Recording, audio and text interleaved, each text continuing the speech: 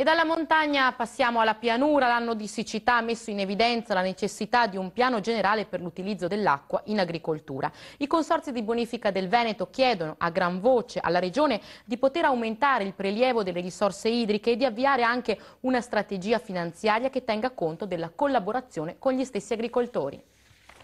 Un consorzio di secondo grado per far fronte alle esigenze idriche per l'irrigazione di 103 comuni veneti in 4 province: Verona, Vicenza, Padova e Venezia.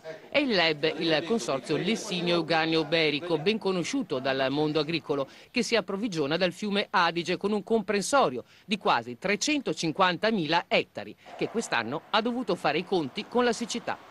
Con la siccità nella zona dove è stata servita dall'Ebbe bene, e nella zona dove non abbiamo l'acqua là siamo andati in grosse difficoltà. Quest'anno come consorzio è andata benino, nel senso che abbiamo avuto l'acqua, l'abbiamo potuta distribuire sul territorio attraverso le nostre normali vie d'acqua, però il mondo agricolo, il mondo ambientale ha avuto degli grossissimi danni perché ci sono aree che non sono ancora servite dalla rete idraulica e perché ci sono aziende che non erano strutturate o preparate a questo anno così particolare.